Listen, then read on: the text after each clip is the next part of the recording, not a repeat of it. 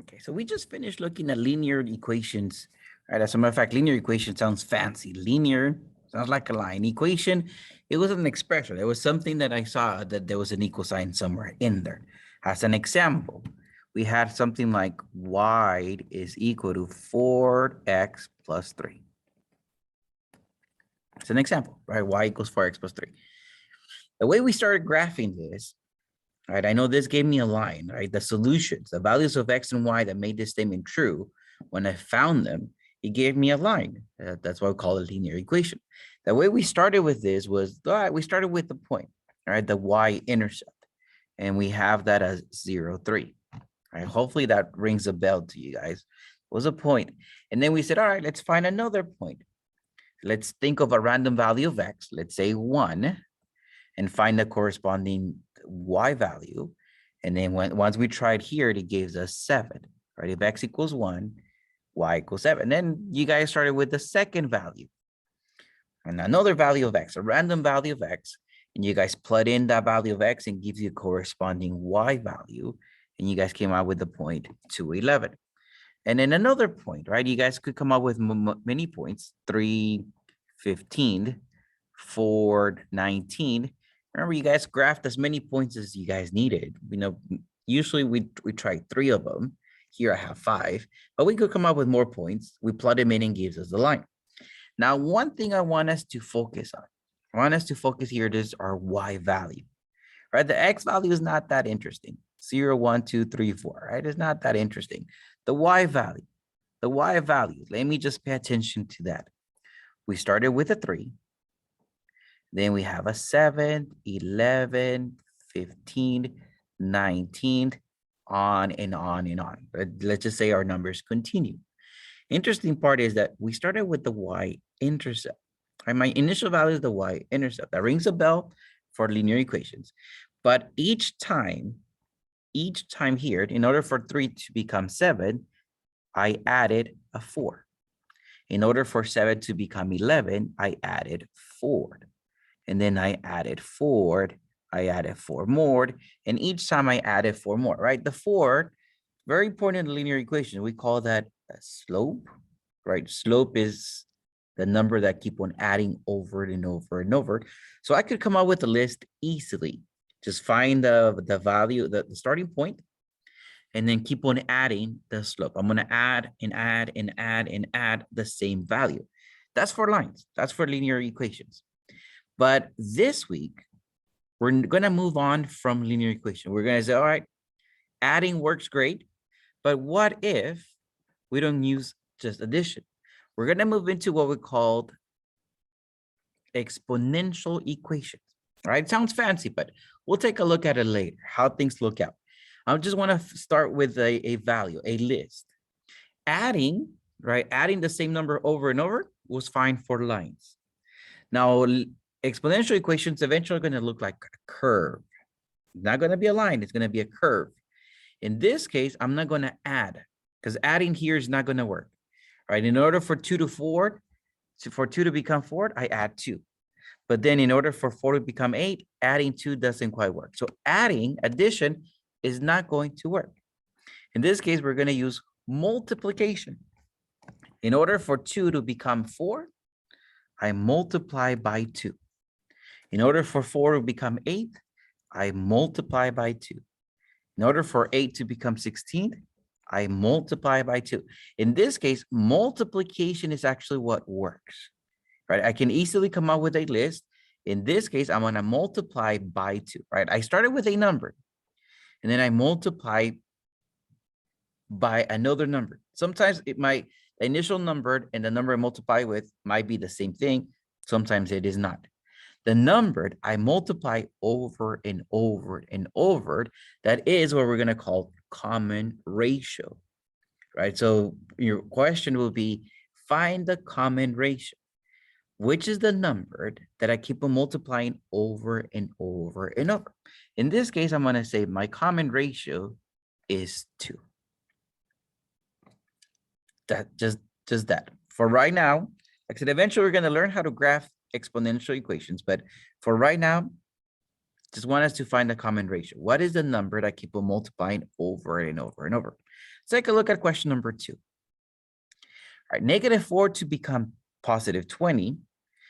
Just looking at the signs, negative becomes a positive. I know in multiplication, in order for me to change the sign, I must multiply by a negative. In order for 4 to become 20, I have to multiply by 5. So I'm going to say it seems like my ratio in this case is -5. Right? -4 times -5 is -20. Positive 20 times a -5. I'm going to see if it does work. I'm going to see if multiplying by -5 keeps on working. 20 times a -5. Remember, when I multiply by negative, I switch the sign. 20 times 5 is 100. So it works. -100 times a -5, it's positive 500. So it seems like the ratio in this case is -5. Sign is important, right? If it's a negative, make sure you type in your negative answer, your negative sign. All right. My ratio in this case is -5. Now, sometimes you might be like, oh, Mr. Leonzo, it is hard for me to tell from -4, I have to multiply by -5 to become a positive 20.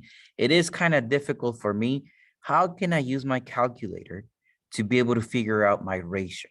Is there a possible way I can figure out my ratio? I want to say yes. Let me erase this right here. Yes, we can come up with a ratio. I'm going to choose two numbers from the list. They must be consecutive. Consecutive means they're next to each other, right? Back to back. So it's not just any two numbers, two consecutive numbers.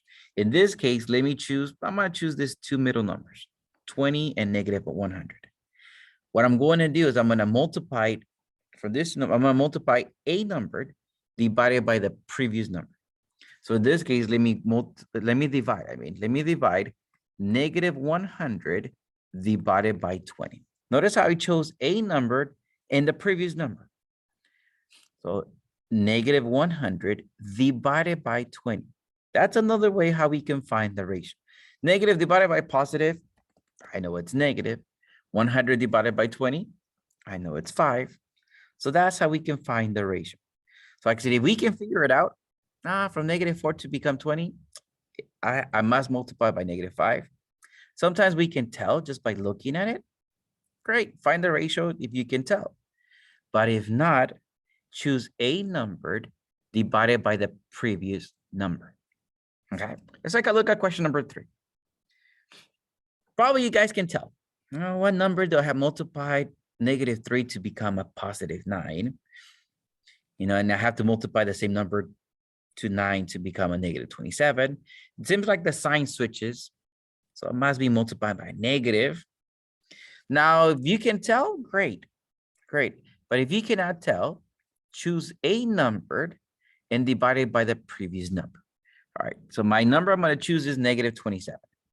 -27 divided by, notice fraction, I'm writing it, division, I'm writing it as a fraction.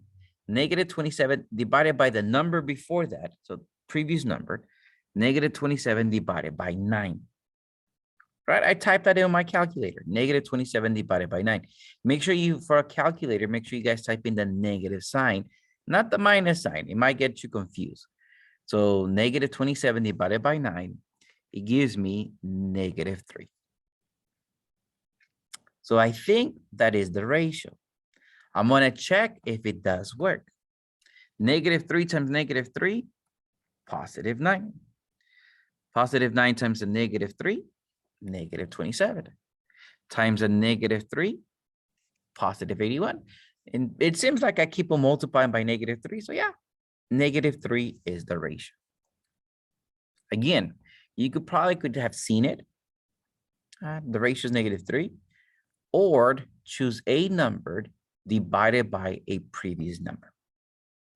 Now here, question number 4. How we can tell?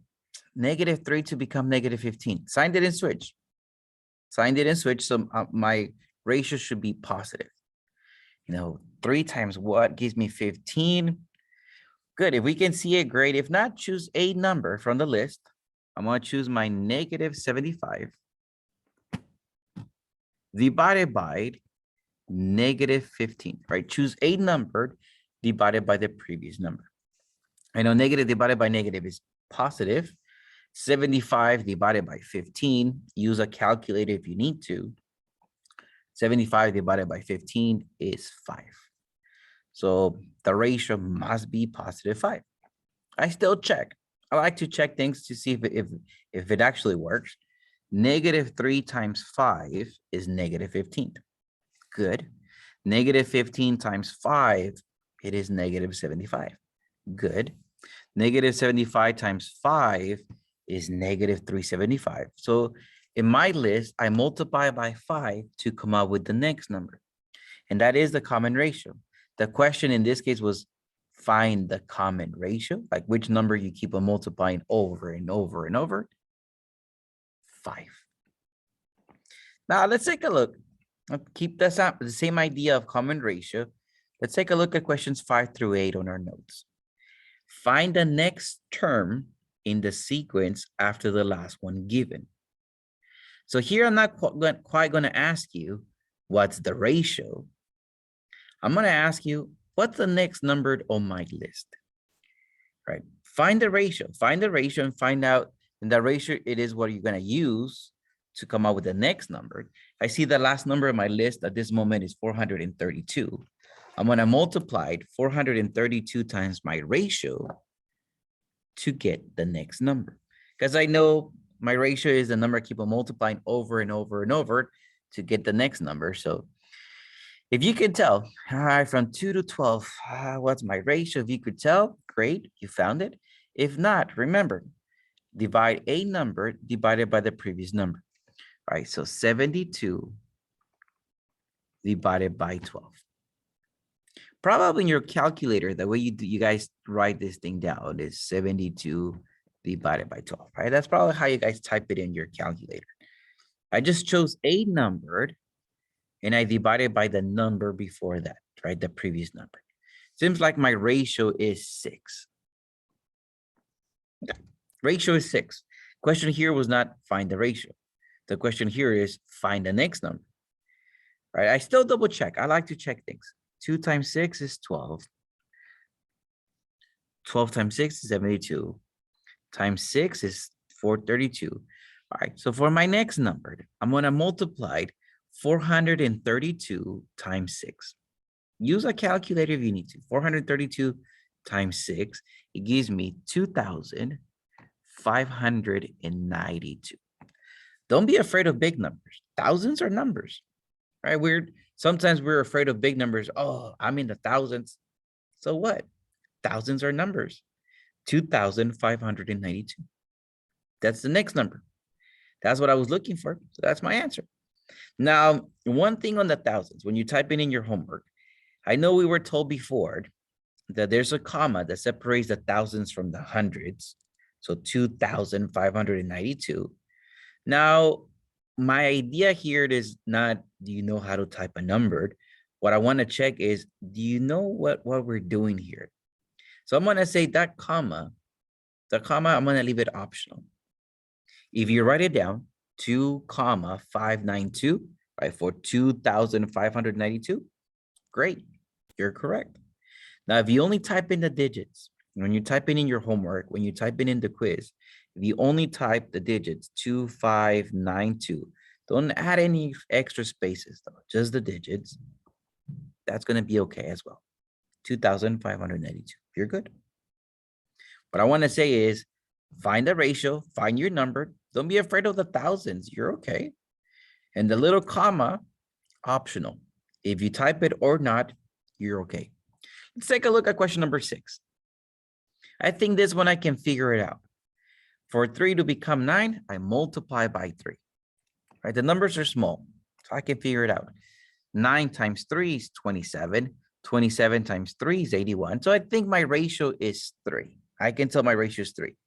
For me to find out the number that comes after, I'm going to multiply by 3. 81 times 3 is 243. Find the ratio and use it. Let's take a look at question number 7. Probably we can figure it out. All right, negative 4 becomes negative 12. Sign didn't switch. Negative stay negative. So I'm going to multiply by a positive. For 4 to become 12, seems like I multiply by 3. Negative 4 times 3, negative 12. Negative 12 times 3, negative 36. Negative 36 times 3, negative 108.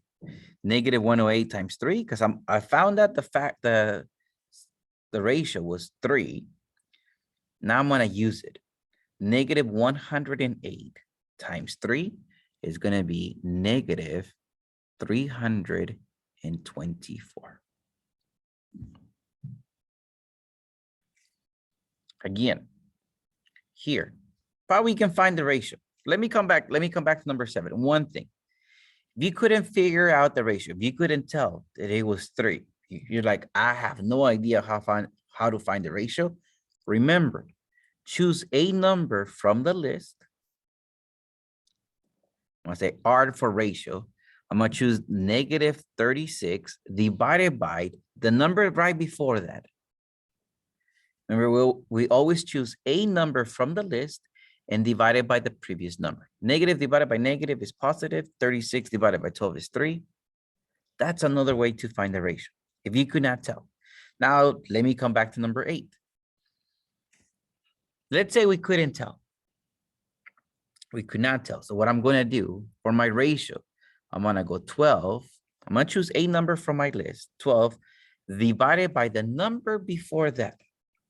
So negative 6. I know positive divided by negative is negative. 12 divided by 6 is 2. So it seems like my ratio, I'm going to use the R for ratio. It seems like my ratio is negative 2. Right? Let me check. 3 times a negative 2 is negative 6. Good. Negative 6 times a negative 2 is positive 12. Good. 12 times a negative 2 is negative 24. Negative 24 times 2, I'm going to use my ratio to find the next number. Negative 24 times a negative 2, right? Negative times negative is positive. 24 times 2 is 48. Let me zoom out. These are our notes for today. Make sure you guys know how to do those. Practice on your homework. It's okay if you guys make mistakes. You guys can always fix the questions on your homework. But make sure you know how to do this pretty well, because then you can take your quiz. Remember, you have a quiz for this. So, any questions? Send me an email. Okay, I can help you out.